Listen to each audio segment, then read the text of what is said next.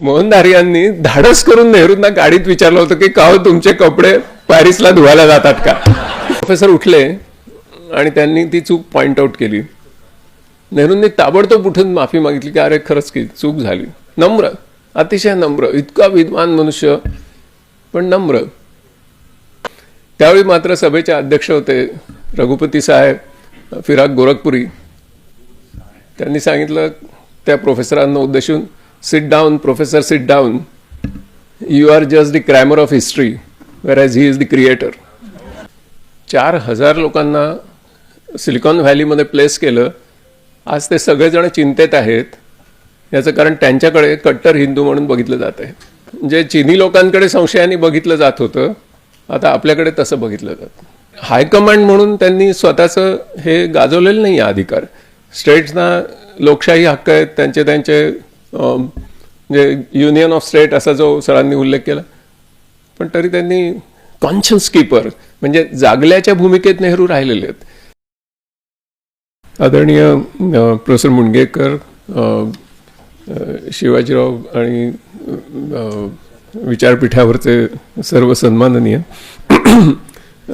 आणि आपण सर्व बंधू भगिनी, प्रथमतः आपल्या सगळ्यांना विनम्र अभिवादन. प्रोफेसर मुणगेकरांचा आणि माझा जवळजवळ गेली 30 वर्षाचा परिचय आहे आणि सांगायला अतिशय आनंद वाटतो की ज्यावेळेला आम्ही MKCLची स्थापना करत होतो त्यावेळी महाराष्ट्रातल्या 10 विद्यापीठांना आम्ही विनंती केली होती की तुम्ही याच्यामध्ये शेअर होल्डिंग घ्या. तर बऱ्याच विद्यापीठांना हे कॉर्पोरेशन कसं काय काम करेल याच्याविषयी खूप साशंका होती. त्याच्यामुळे फारसं कोणी इक्विटी घेत नव्हतं. Professor Mungekar is the first one की त्यांनी 10 लाख रुपयाची इक्विटी त्यावेळेला घेतली. आणि आनंदाची दुसरी गोष्ट अशी की इतकी वर्ष झाली तरी आम्ही एकत्र काम करतोय. सध्या आम्ही एक महाप्रकल्प राबवतोय, ते म्हणजे मुंबई मराठी ग्रंथसंग्रहालयाचे आत्तापर्यंतचे सगळे व्हॉल्यूम्स हे AIच्या मदतीने पूर्ण डिजिटाईज करून संबंध लोकांना ते फ्रीली उपलब्ध करून देणं हा मोठा प्रोजेक्ट. आणि सर म्हणजे सरांचं आता वय 81च्या पलीकडे आहे, परंतु साधारण ते आकडे वाचताना चूक होते. ते उजव्या बाजूनी वाचायच्या ऐवजी डाव्या बाजूनी वाचा म्हणजे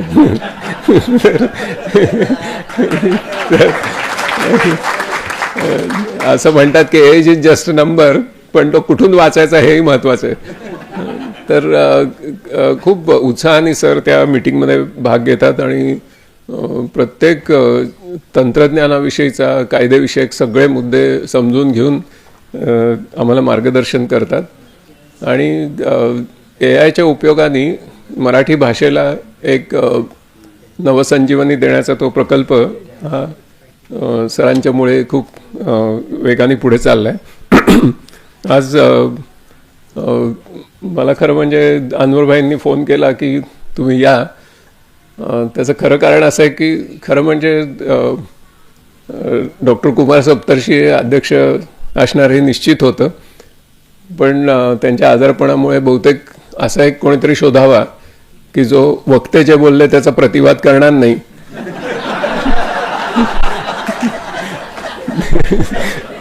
आणि दुसरं म्हणजे या विषयातलं फारसं काही कळणार नाही. तंत्रज्ञान वगैरेतला माणूस बोलायला की प्रॉब्लेम मिटला. तर विनोदाचा भाग सोडून द्या, पण अनवरबाईंचं माझ्यावर खूप प्रेम आहे आणि म्हणून गांधी स्मारक निधीच्या अनेक कार्यक्रमांमध्ये मला बोलवलं जातं.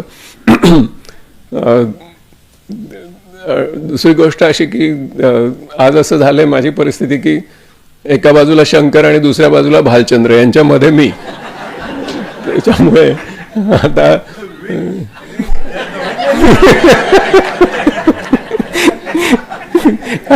आणि मजा अशी की समोर 2 दिग्गज बसलेत बरं का. नेहरू या विषयावर जे कधी कितीही वेळ बोलू शकतात असे, ते म्हणजे एक म्हणजे उल्हासदादा बसलेत आणि इकडे प्रोफेसर श्रीरंजन आवटे बसलेत. तर ते आल्या आल्या मी त्यांना म्हटलं की मी जर तुमच्यासमोर नेहरूंवर बोलायचं म्हणजे carrying coal to Newcastle. ते थायलंडमध्ये प्रोफेसर आहेत, त्याच्यामुळे त्यांना इंग्लिशमध्ये सांगितलं.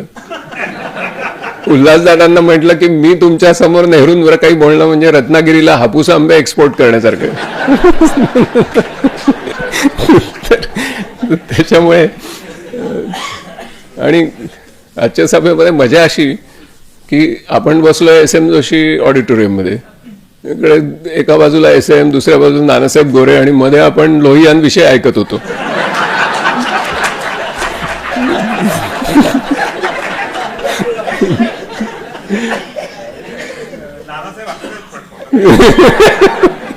नाही, पण त्यातली खरी मजा काय ती तुम्ही लक्षात घ्या. म्हणजे त्याचा कॉन्टेम्पररी रेफरन्स म्हणजे आजच्या काळातला त्याचा जो संदर्भ आहे तो महत्वाचा आहे की त्यावेळची जी युवा पिढी होती, अजूनही ते युवाच आहेत बरं का, पण त्यावेळची जी युवा पिढी होती त्यांना एक प्रकारचा एक भ्रामक अशा विचारामध्ये ते गुरफटले गेले.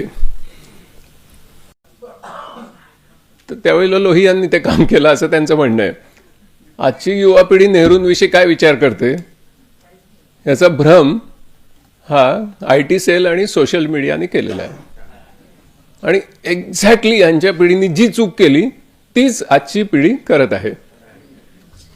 मधल्या पिढ्यांनी ती चूक केली नाही. ओके, तर त्याच्यामुळे नेहरूंच्या बद्दल आज आपण खूपच काळजी घेण्याची गरज आहे. याचं कारण नेहरूंचं जे म्हणजे नेहरू प्रणित विकासाचं जे मॉडेल आहे, प्रतिमान आहे, ते काही फक्त आर्थिक विकासाचं प्रतिमान नाही आहे.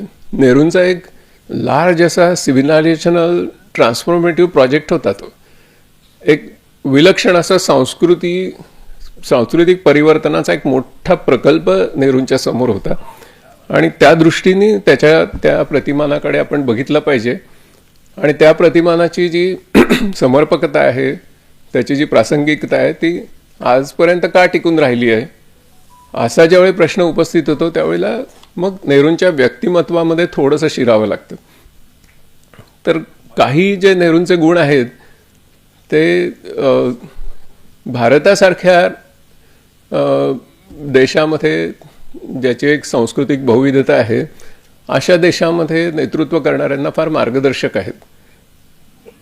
एक महत्त्वाचा जो गुण मला त्यांचा जो दिसतो तो म्हणजे विलक्षण निर्भयता.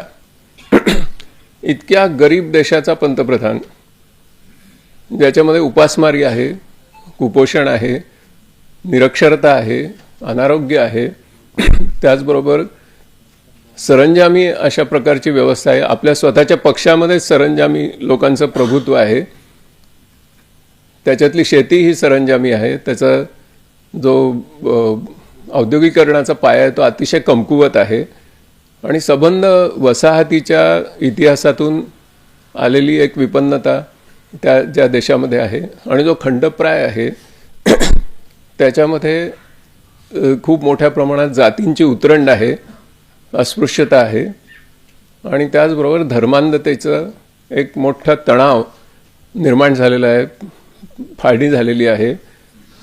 अशा इतक्या निरनिराळ्या फ्रंटवरच्या अतिशय आव्हानात्मक अशा परिस्थितीमध्ये सुद्धा म्हणजे आपल्याला श्रीरंजन सांगू शकतील अशा परिस्थितीमध्ये असलेल्या देशाचा पंतप्रधान हा किती निर्भय असू शकतो याचे अनेक पुरावे आपल्यासमोर येतील. पण एकच पुरावा पुरेसा आहे आणि तो म्हणजे अशा धर्मांध शक्ती ज्यावेळेला दंगली करत असत त्यावेळेला एक सांस्कृतिक परिवर्तनाचा मोठा महाप्रकल्प आपण राबवतो आहे आणि त्याच्यासाठी आपण प्रतिबद्ध असलं पाहिजे.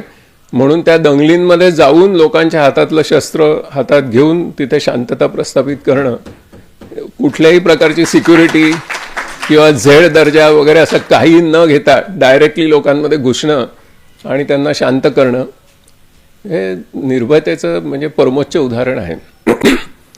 दुसरा त्यांचा गुण जो मला भावतो तो म्हणजे नम्रता. नेहरू किती नम्र असावेत तर एकदा अलाहाबादच्या मेयोर कॉलेजमध्ये एक प्रसंग घडला की त्यांना भाषणासाठी बोलवलं होतं आणि नेहरू इतिहासाबद्दल बोलले. नेहरू हे केवढे महान इतिहासकार होते आपल्याला सरांच्या व्याख्यानातून आता कळलं. परंतु नेहरूंची बोलताना एका विशिष्ट घटनेच्या सालाविषयी थोडीशी चूक झाली. तर एक प्रोफेसर उठले आणि त्यांनी ती चूक पॉइंट आउट केली. नेहरूंनी ताबडतोब उठून माफी मागितली की अरे खरंच की चूक झाली. नम्र, अतिशय नम्र, इतका विद्वान मनुष्य पण नम्र. त्याच्यावर ते प्रोफेसर पुढे आर्ग्युमेंट करायला लागले. त्यावेळी मात्र सभेचे अध्यक्ष होते रघुपती साहेब फिराक गोरखपुरी. त्यांनी सांगितलं त्या प्रोफेसरांना उद्देशून, sit down professor, sit down. You are just the crammer of history whereas he is the creator. Okay. आणि तिसरा नेहरूंचा जो गुण आहे तो म्हणजे विद्वत्ता. आत्ता सरांनी त्यांच्या अनेक ग्रंथांचा उल्लेख केला. तर तशा प्रकारची विद्वत्ता म्हणजे त्या काळातल्या सुद्धा जे देशोदेशीचे राजकारणी होते किंवा देशांचे प्रमुख होते त्यांच्यामध्ये फार अभावाने आढळलेली आहे. दुसरी महत्त्वाची गोष्ट ही की नेहरूंचं जे आता शंकर निकम सरांनी जे सांगितलं आपल्याला, तर एक वाक्य आहे नेहरूंचं की त्या पुस्तकाचं जे सूत्ररूप म्हणून समजता येईल. तर नेहरूंच्या एका भाषणामध्ये एक फार सुंदर वाक्य आहे आणि आजही आपल्याला मार्गदर्शक आहे. आणि ते असं आहे, म्हणजे स्वातंत्र्य मिळाल्यानंतर, की we have to govern this country constitutionally and institutionally. Okay. त्याच्यामुळे हे जे पुस्तक आहे ना, हे इन्स्टिट्युशनली कंट्री कशी रन करायची याच्या संबंधीचं. आता मी ती अनुक्रमणिका वाचत होतो आणि साहेब तुम्हाला त्रिवार वंदन, तुम्ही काय कमाल केली आहे ते. म्हणजे नुसती अनुक्रमणिका वाचून म्हणजे नेहरूंची एवढी महती पटते की एक मनुष्य जो म्हणजे 10 वर्षाच्या काळामध्ये तुरुंगामध्ये राहिलेला आहे, ज्याला काही महिने फक्त पोपट बघणे, पक्षी बघणे, घारी बघणे अशा प्रकारची शिक्षा आहे, जो आपल्या वडिलांबरोबर तुरुंगात राहतो आहे आणि स्वतःचे आणि वडिलांचे कपडे धुतो आहे, आणि तरीसुद्धा यांचे कपडे पॅरिसला जातात, अशा प्रकारचे प्रवाद ऐकून घ्यावे लागतात. आणि तुम्हाला आश्चर्य वाटेल की ते तर तुम्हाला माहिती आहे की अलाहाबादमध्ये एक पॅरिस लॉन्ड्री होती, तिथे कपडे जात होते. परंतु तुम्हाला आश्चर्य वाटेल, मी सांगितलं तर तुम्हाला धक्का बसेल. प्रशांत कोटडिया बसले तिथे, तुम्हाला धक्का बसेल की नेहरू ज्यावेळी पुण्याला आले होते त्यावेळी त्यांचे स्वयंसेवक म्हणून मोहनधारिया होते आणि त्या गाडीत बसलेले होते. आणि तुम्हाला कदाचित त्यांनी सांगितलं असेल म्हणजे ही गोष्ट.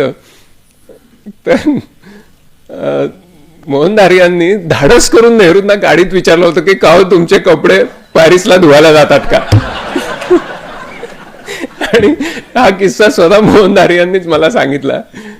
आणि नेहरू काही बोलले नाही त्याच्यावर, त्यांनी दुर्लक्ष केलं. कारण एक स्वयंसेवक काहीतरी बोलतोय, यंग आहे, त्याला उगाच नाउमेद करायचं नाही म्हणून त्यांनी दुर्लक्ष. पण सांगायची गोष्ट अशी की अशा प्रकारचं, आणि त्यावेळेला तुरुंगामध्ये म्हणजे पाली येत होत्या, साप येत होते, माकडं येत होती, आणि स्वतः मागितलेली पुस्तकं मिळत नव्हती.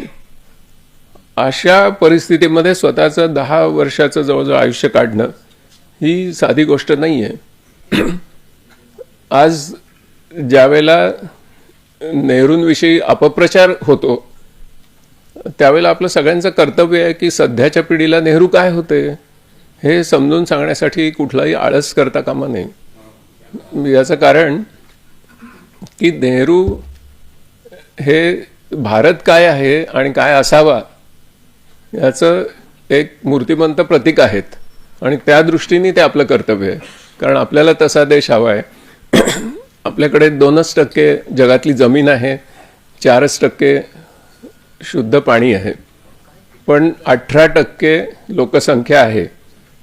अशा वेळेला आपल्या मुलांना सर्व जगभर पसरायचं आहे, आणि जगामध्ये आपली ओळख ही कट्टर हिंदू अशी होणं आपल्याला व्यावहारिकदृष्ट्या परवडण्यासारखं नाही. ते तर सैद्धांतिक नैतिकदृष्ट्या तर चुकीचंच आहे, पण अगदी व्यावहारिक असा विचार करणाऱ्या लोकांना सुद्धा हे पटू शकतं की असा विचार करणं चुकीचं आहे. मी स्वतःच 4,000 लोकांना सिलिकॉन व्हॅलीमध्ये प्लेस केलं. आज ते सगळेजण चिंतेत आहेत. याचं कारण त्यांच्याकडे कट्टर हिंदू म्हणून बघितलं जात आहे. एकाएकी आपली आयडेंटिटी जगातली कशी बिघडते. जे चिनी लोकांकडे संशयाने बघितलं जात होतं, आता आपल्याकडे तसं बघितलं जातं. ही आपली खूप मोठी म्हणजे चूक आहे आणि ती लवकरात लवकर आपल्याला दुरुस्त करायला पाहिजे.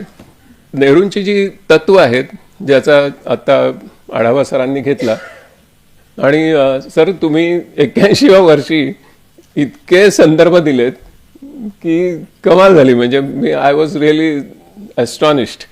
म्हणजे रिअल प्रोफेसर यु नो.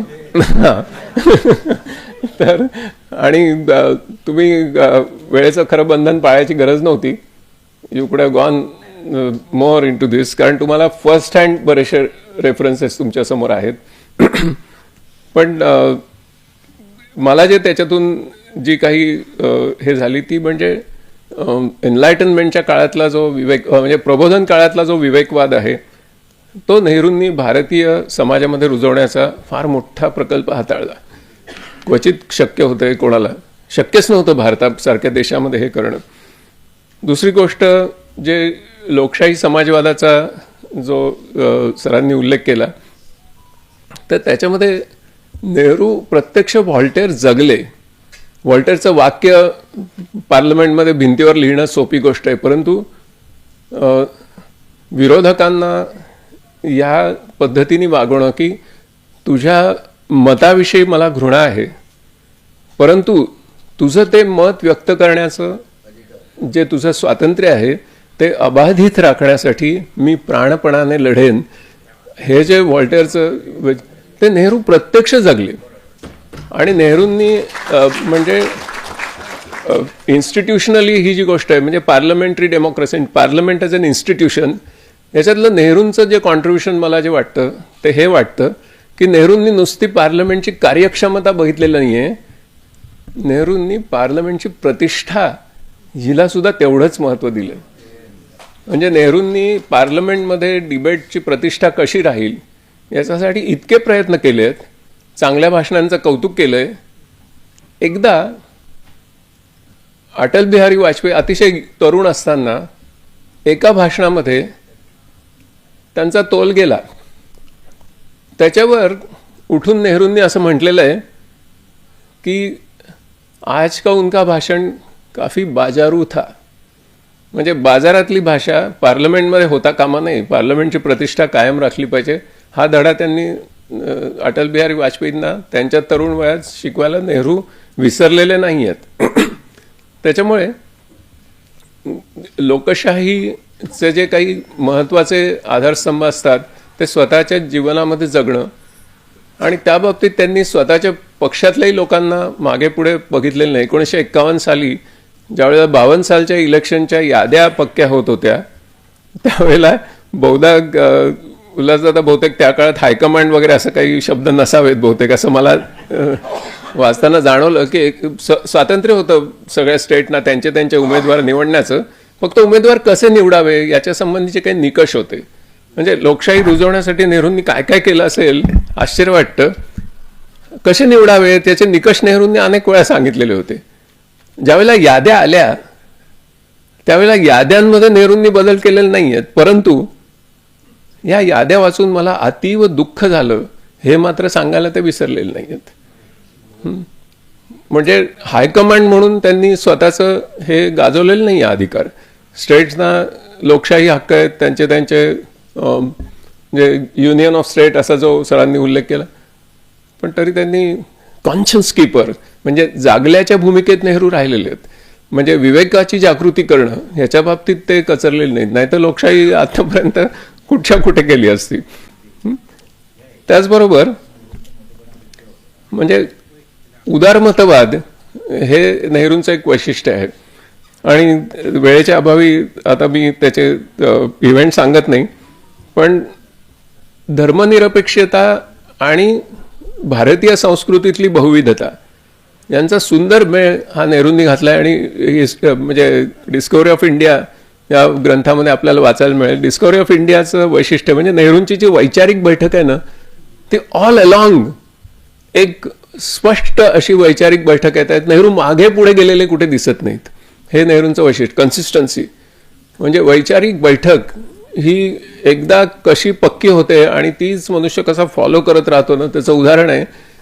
आणि त्याचं एक साधं प्रूफ द्यायचं म्हणजे दिल्लीला त्या म्युझियममध्ये डिस्कव्हरी ऑफ इंडियाचं हस्तलिखित ठेवलेलं आहे. ते हस्तलिखित जर आपण बघितलं तर त्याच्यामध्ये क्वचितच एखाद्या शब्दाची खाडाखोड केलेली आहे. एक टाकी जवळजवळ लिहून काढलेलं पुस्तक आहे. एवढं त्यांचं म्हणजे भारतीय संस्कृतीतली बहुविधता ही संपूर्ण त्याच्यात आलेली आहे. आणि ग्लिम्सेस ऑफ वर्ल्ड हिस्ट्री त्याचा सरांनी उल्लेख केला.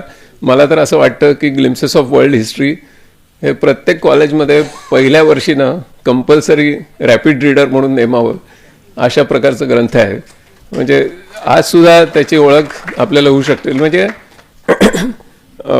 म्हणजे कुठलीही जगातली संस्कृती ही पर से आयसोलेशनमध्ये विकसित होऊच शकत नाही.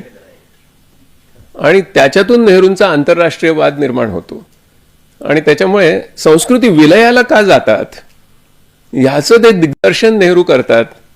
आणि त्याच्यामध्ये म्हणजे एक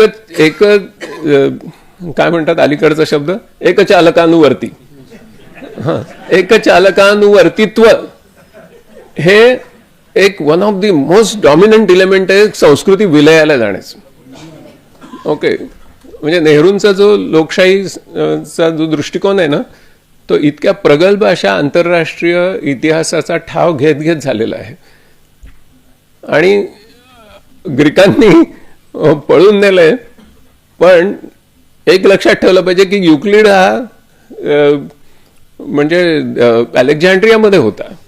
ओके, हे आपण विसरता कामा नये. युक्लिड नंतर तिकडचा झाला, पण युक्लिड अलेक्झांड्रियामध्ये होता.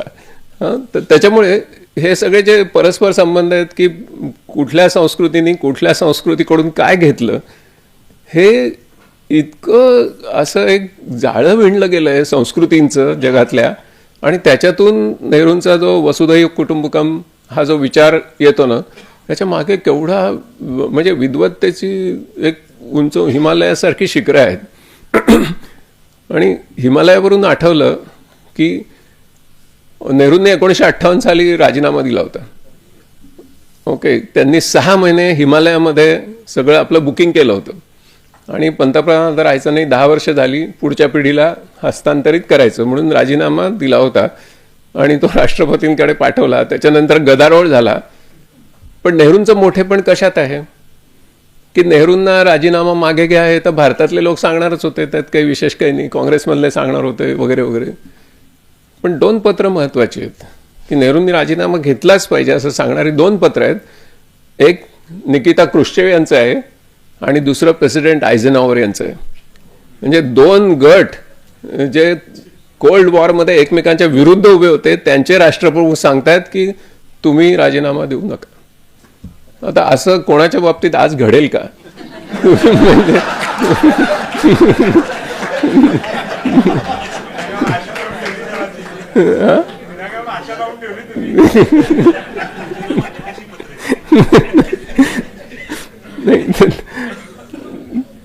आणि दुसरं सांगतो तुम्हाला, म्हणजे सरांनी जे प्लॅनिंग कमिशन विषयी सांगितलं खूप छान सांगितलं, कारण ते फर्स्ट हँड स्टोरी आहे त्यांच्याकडे.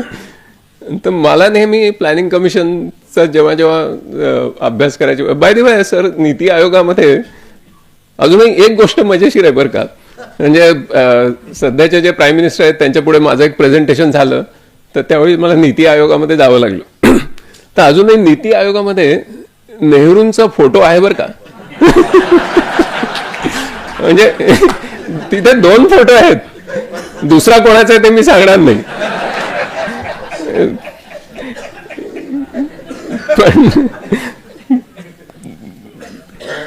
माझ्या दृष्टीने नेहरूंचं एक फार मोठं धाडसी पाऊल होतं आणि ते भारताच्या जडणघडणीसाठी आणि नेहरूंचा जो हा विकासाचा मॉडेल आहे त्याचा म्हणजे मला गाभा असं वाटतो की नेहरूंनी एक खूप धाडसी गोष्ट केली भारतामध्ये आणि ती म्हणजे वैज्ञानिक दृष्टिकोनाचा केलेला पुरस्कार.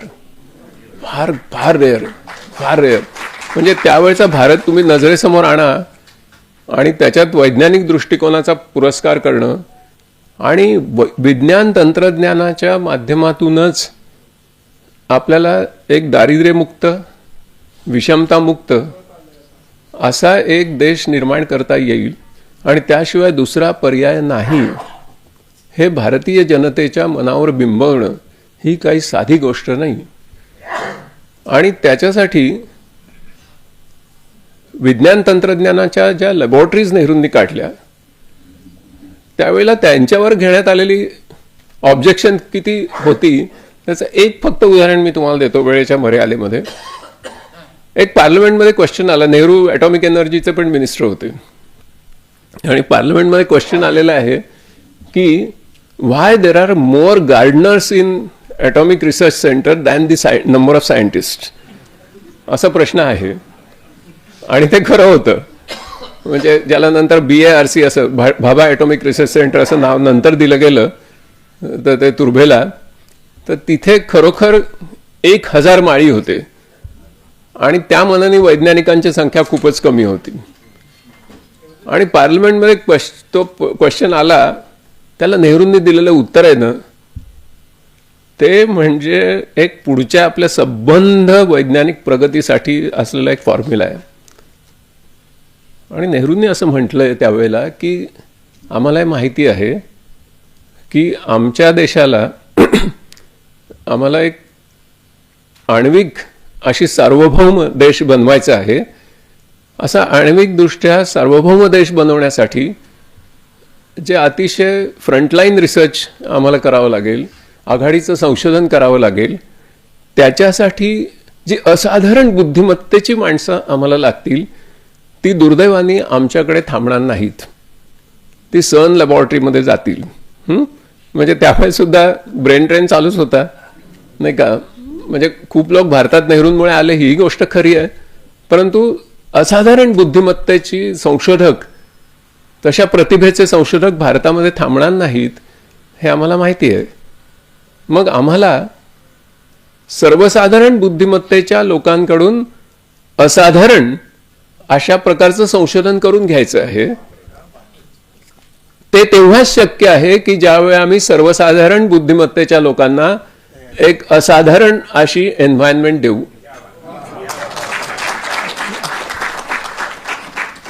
म्हणजे extraordinary performance can be obtained from ordinary people only by giving them extraordinary environment असं नेहरूंचं उत्तर आहे.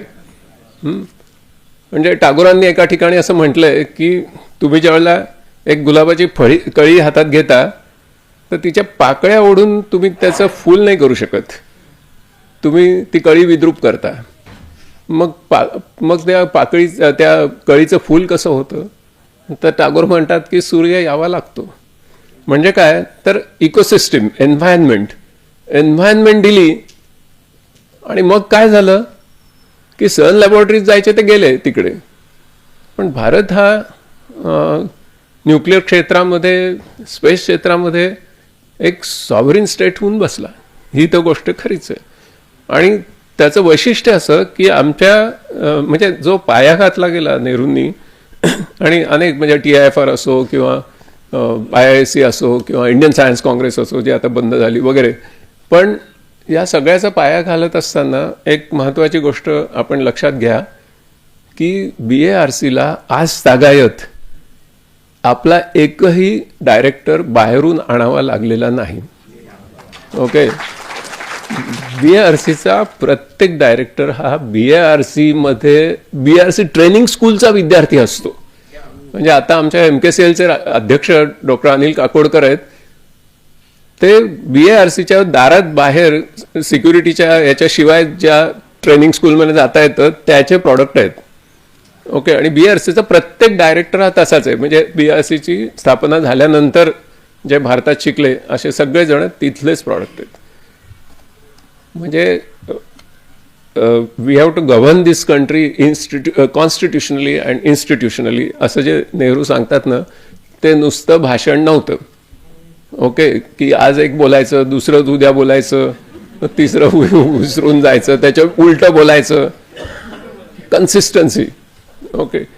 तर त्याच्यामुळे दुसरं एक नेहरूंचं एक वैशिष्ट्य जे मी तुम्हाला वाचून दाखवतो की नेहरू प्रणित विकासाचं प्रतिमान जे आहे त्यातला एक कोपरा खूपच मजेशीर आहे आणि तो मी थोडक्यात तुम्हाला वाचून दाखवतो की तो म्हणजे आदिवासी विकासासंबंधी आहे. आपल्या पुण्याचे मिलिंद बोकील यांनी मेळघाट शोध स्वराज्याचं हे अप्रतिम पुस्तक लिहिलेलं आहे. त्याच्यामध्ये आदिवासी विकास एक प्रश्नचिन्ह असं प्रकरण आहे आणि त्याच्यामध्ये नेहरूंनी आदिवासी विकासाचा सुद्धा एक पंचशील दिलेला आहे. नाही तर मग नेहरूंचं विकास म्हणजे फक्त आपल्याला अवजड उद्योग वगैरे असं काहीतरी वाटत राहतं. पण किती एखाद्या माणसाला आपला स्वतःचा देश कळलेला असेल आणि त्याप्रमाणे भविष्यात काय केलं पाहिजे याची दूरदृष्टी असेल तर नेहरू याचं फार मोठं मूर्तिमंत उदाहरण आहेत. याच्यामध्ये नेहरू असं 5च गोष्टी त्यांनी सांगितल्या आहेत बरं का, पण 5ही भन्नाट आहेत बघा तुम्ही.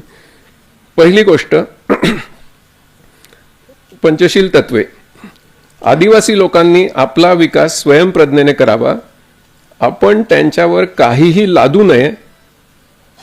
आपण हर प्रकारे त्यांच्या पारंपरिक कला व संस्कृती यांना उत्तेजन द्यावे. नंबर 1. नंबर 2, आदिवासींच्या जमीन आणि जंगलावरील अधिकारांचे संरक्षण करण्यात यावे. बघा तुम्ही, फॉरेस्ट राईट ऍक्ट कधी आला आणि त्याचं आत्ता काय झालंय. आता तुम्हाला गडचिरोलीचं काय करायचंय, जमशेदपूर करायचंय. तिसरी गोष्ट, आदिवासी भागातील प्रशासनाचे आणि विकासाचे काम त्यांच्यामधील लोकांनाच प्रशिक्षण देऊन व त्यांचे संघ करून करावे. सुरुवातीस बाहेरच्या काही तंत्रज्ञांची गरज निश्चित पडेल, पण आदिवासी भागात बाहेरचे लोक फार नेऊ नयेत. चौथं, आपण आदिवासी भागात अतिप्रशासन नेऊ नये वा त्यांच्यावर योजनांचा वर्षाव करू नये. आपण त्यांच्या सामाजिक आणि सांस्कृतिक संस्थांच्या माध्यमातून काम करावे, त्या संस्थांच्या विरुद्ध नव्हे. हे चौथं. आणि 5वं, आपण आपल्या कामाचे मोजमाप संख्याशास्त्राच्या द्वारे किंवा किती पैसे खर्च झाले यावरून न करता मानवी चारित्र्याची प्रत किती सुधारली यावरून करावे. म्हणजे नेहरूंविषयीचे असे इंडस्ट्रीयल इकॉनॉमीचं मॉडेल असे जे गैरसमज आहेत ना, ते सुद्धा आपण दूर केले पाहिजे. म्हणजे सामाजिक न्याय आणि समता हे एका सांस्कृतिक बहुविधतेच्या परिप्रेक्ष्यात बघणं हे नेहरूंकडून आजही शिकण्यासारखं आहे. आणि त्याचबरोबर नियोजनबद्ध विकास ही जी गोष्ट आहे तर ती मला असं नेहमी वाटतं की प्लॅनिंग कमिशन हा जो नेहरूंचा आग्रह होता त्याच्यामागे मला जे तत्व दिसतं ते हे आहे की नेहरूंना स्टेट जे काही करू इच्छितं, विकास करू इच्छितं किंवा एक्सपेंडिचर करू इच्छितं, याच्यामध्ये कमालीची ट्रान्सपरन्सी असावी, याच्यामध्ये सोशल अकाउंटेबिलिटी असावी. हे नेहरूंचं तत्व त्याच्या मागे आहे. ज्यावेळी तुम्ही प्लॅनिंग कमिशन खलास करता त्यावेळी तुम्ही काहीही करू शकता अशी परिस्थिती निर्माण होते. ओके. आणि नीती चालू राहते बाजूला, त्याचा काहीच प्रॉब्लेम नाही आपल्याला. तर त्याच्यामुळे त्याचबरोबर नेहरूंचं एक वैशिष्ट्य आहे ते म्हणजे वादविवादाचं स्वातंत्र्य. आणि वादविवादाचं स्वातंत्र्य असताना सहिष्णुता जी आता तुम्ही माझ्याविषयी दाखवताय. आणि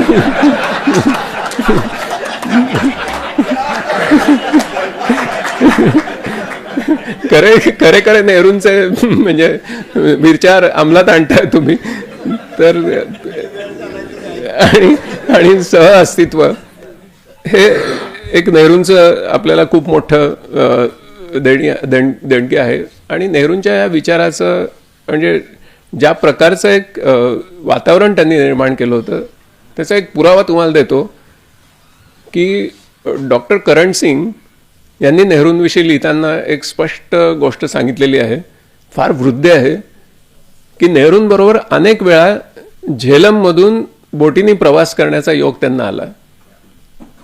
आणि त्यावेळेच्या काश्मीरमध्ये दोन्ही तटांवर गर्दीने लोक उभे असतात आणि ते पंडित नेहरू की जय, ओके, म्हणजे नेहरू जिंदाबाद आणि हिंदुस्तान जिंदाबाद अशा सतत घोषणा देत असलेले मला आठवतात, असं करण सिंगांनी लिहून ठेवले. आणि ते म्हटले हेच माझं राज्य आज कुठे गेले. ओके, त्याच्यामुळे परस्पर विश्वास जो निर्माण केला गेला तो किती काळजीपूर्वक निर्माण केला गेला असेल हे आपल्याला समजू शकतं याच्यातून, की सहअस्तित्व काश्मीरी लोकांना एका विशिष्ट ऐतिहासिक परिस्थितीमध्ये भारतात यावं लागलेलं आहे. अशा परिस्थितीत आपण किती संवेदनाशील असलं पाहिजे ही काळजी घेतल्यामुळे दोन्ही तटांवर लोक असं घोषणा देत आहेत. हे आणि वैज्ञानिक दृष्टिकोन हा जो नेहरूंचा आहे त्याची एक किनार आहे, त्याचं एक वैशिष्ट्य आहे जे सगळ्याच वैज्ञानिक दृष्टिकोनाच्या विचारवंतांमध्ये दिसतंच असं नाही.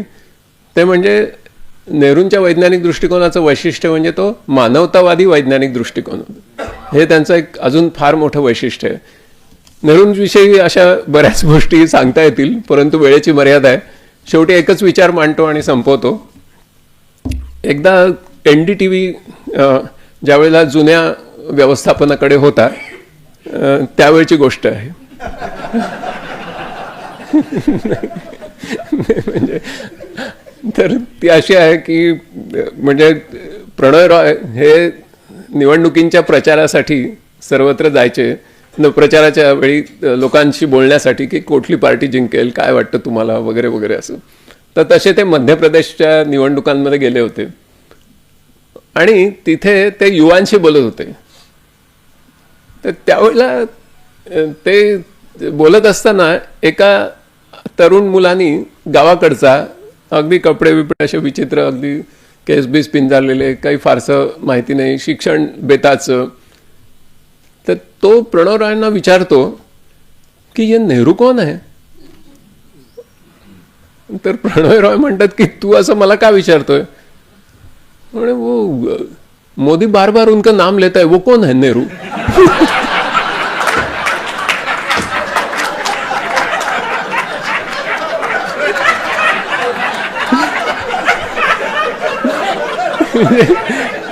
आज आज आज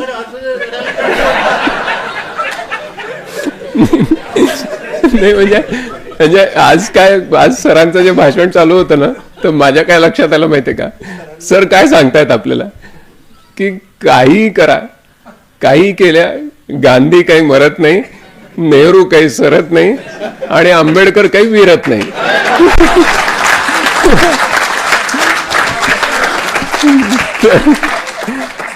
तर मग त्या युवाचं बघितल्यानंतर NDTVवर माझ्या मनात असा विचार आला की याच्या संबंधी काय करता येईल, नेहरूंची पुण्यतिथी नक्की कशी साजरी करायची आणि गांधी स्मारक निधी नक्की काय करू शकतो. तर मला असं वाटतं की आता AIचा जमाना आहे आणि नेहरूंचं आत्तापर्यंत नेहरूंनी स्वतः लिहिलेलं आणि नेहरूंविषयीचं एवढं अफाट साहित्य आहे. म्हणजे सरांनी सांगितलं दालनच आहे. म्हणजे नुसतं तुम्ही म्हटलं ना नेहरूंचे सिलेक्टेड वर्क्सचे 45 व्हॉल्यूम्स आहेत. म्हणजे मी कलेक्टेड वर्क्स बोलत नाही आहे, सिलेक्टेड वर्क्स 45 व्हॉल्यूम्स आहेत. सिलेक्टेड खूप हां. तर म्हणजे असं नेहरूंवरच्या फिल्म्स आहेत, नेहरूंवरचे फोटोज आहेत.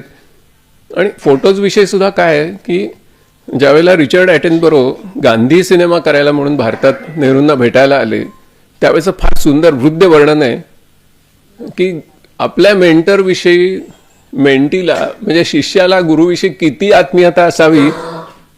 तर आता ॲटनबरो हे बरोबर फिल्मच्या क्षेत्रातले असल्यामुळे व्हिज्युअल गोष्टी त्यांनी टिपलेल्या आहेत आणि ती लिहून ठेवलेली आहे. ती अशी आहे की ते भेटायला गेले आणि ते गांधींविषयी नेहरूंशी विचारत होते. तर नेहरूंनी गांधींसंबंधी असलेले जेवढे फोटो होते तेवढे असे खाली गालिच्यावर मांडलेले होते आणि नेहरू लहान मुलासारखं रांगत जाऊन जाऊन प्रत्येक फोटोविषयी त्यांना कॉमेंट्री देत होते. म्हणजे एक एवढा मोठा मनुष्य पण असं करत होता.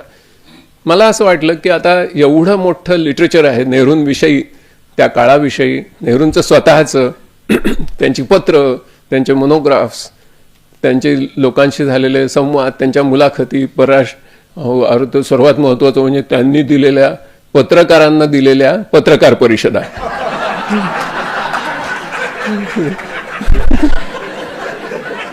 आजच्या काळामध्ये निर्भयतेचा एवढा मोठा पुरावा दुसरा कुठलाच नाही. म्हणजे इतके प्रश्न आडवे तिडवे विचारलेले आहेत आणि तुम्ही त्या फिल्म बघा, नेहरूंना विचारलेले प्रश्न. आणि तशा परिस्थितीमध्ये एका अतिशय गरीब देशाचा पंतप्रधान किती आत्मविश्वासाने जगातल्या पत्रकारांना उलट्या सुलट्या प्रश्नांना उत्तरं देतोय आणि कुठेही टेम्पर लूज करत नाहीये.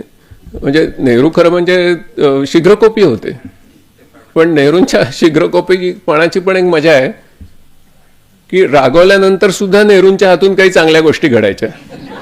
म्हणजे एकदा कोकणी लोकांचं शिष्टमंडळ गेलं दिल्लीला कोकणी भाषेविषयी काहीतरी सांगायला, मागण्या वगैरे. त्याच्यात कविवर्य बाबा बोरकर होते आणि कोणीही सिनियर माणूस काही बोलायला लागला की बोरकर मध्येच बोलायचे.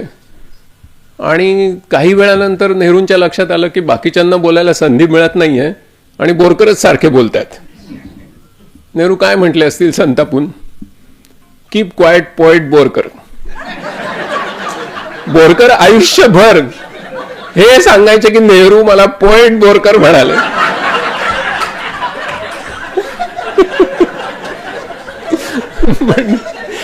म्हणजे रागवावं सुद्धा कसं. तर सांगायची गोष्ट ही की हा जो नेहरूंविषयीच्या गोष्टी आहेत, सर्वसामान्य लोकांच्या पण आठवणी आहेत, खूप आहे. हा कॉर्पस आपण एकत्र केला आणि एक लार्ज लँग्वेज मॉडेल आणि लार्ज रिझनिंग मॉडेल ह्यांचा उपयोग केला तर आजची पिढी हे सगळं वाचेल का? तर नाही. आजची पिढी प्रॉम्प्ट देणार आहे ChatGPTला किंवा क्लॉडला किंवा कोपायलट वगैरे प्रॉम्प्ट देणार आहे किंवा हेजेनला प्रॉम्प्ट देणार आहे. प्रॉम्प्ट दिल्यानंतर त्यांना नेहरूंविषयी सत्यच बाहेर मिळालं पाहिजे, ही आपली आत्ता जबाबदारी आहे.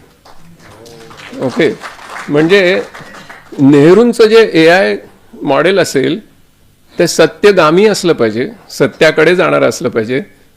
विनोबांच्या शब्दात ते सत्यग्राही असलं पाहिजे, म्हणजे त्यांनी सत्यच ग्रहण केलं पाहिजे. आणि त्याच्यामध्ये जर असत्याचा शिरकाव झाला तर गांधींच्या शब्दात सांगायचं म्हणजे तो AI सत्याग्रही असला पाहिजे. ओके, अशा प्रकारचं एक नेहरूंचं जर आपण केलं तर त्याच्यातून एक मजा होईल. आणि ती काय, ती सांगून मी तुमची रजा घेणार आहे. ती मजा अशी आहे की आजच्या परिस्थितीतले जे प्रश्न आहेत ते युवा विचारणार आहेत. निदान कॉक्रोच जनता पार्टीची मुलं तर विचारणारच. ओके, तर ते असं आहे की आजच्या परिस्थितीत विशिष्ट प्रश्नावर नेहरूंच्या ह्या कॉर्पसमधून जे नेहरू जिवंत होतात ते काय बरं सांगतील. ओके, आणि नेहरूंचं जी एक पोस्च्युमस असं म्हणजे मरणोत्तर अशी डिजिटल ट्विन त्या मुलांशी बोलणार आहे. नेहरू जसे बोलायचे तसे, ओके, हिंदीतून इंग्लिशमधून तसंच्या तसं त्यांच्याच आवाजात. कारण 30 सेकंदाचं सॅम्पल दिलं तरी व्हॉइस क्लोनिंग होऊ शकतं. हुबेहूब नेहरू जसं बोलायचे, त्यांचे आरोह अवरोह सगळं तसंच्या तसं. त्याच्यामुळे आजच्या परिस्थितीत नेहरू काय म्हणाले असते हे ते मॉडेल एका विशिष्ट मर्यादेमध्ये सांगू शकेल. नेहरू हे प्रतिभावान होते. आजच्या परिस्थितीत त्यांचा जो कॉर्पस आहे त्याच्या पलीकडचंही ते काहीतरी बोलले असते, ही गोष्ट खरीच आहे. परंतु within the limits of this thing technology निदान नेहरू काय म्हणतील हे आपल्याला कळू शकतं. आणि ह्याच्यातून आपण नेहरूंना एक गतिमान असं अमरत्व बहाल करू शकतो. ओके, म्हणजे फक्त नेहरूंचे जुने लेख वाचणं किंवा नेहरूंच्या जुन्या फिल्म बघणं, ओके, किंवा नेहरूंचे जुने किस्से की डोंट स्पेअर मी शंकर जो तुम्ही सुंदर लिहिलाय, असे किस्से सांगणं ही एक स्टॅटिक अमरत्व आहे. ओके, पण आजच्या परिस्थितीत नेहरू काय म्हणाले असते हे मिळणं हे गतिमान अमरत्व आहे. तशा प्रकारचं अमरत्व आपण निश्चितपणे निर्माण केलं पाहिजे, जपलं पाहिजे. तर हा भारत एक एकात्म आणि अखंड असा देश राहील आणि तो त्याच्या घटनेमध्ये जे राज्यघटनेमध्ये जे स्वप्न निर्माण केलेलं आहे त्या स्वप्नाची परिपूर्ती करणारा असा एक देश ठरेल आणि त्याला मी विकसित भारत असं म्हणेन. धन्यवाद.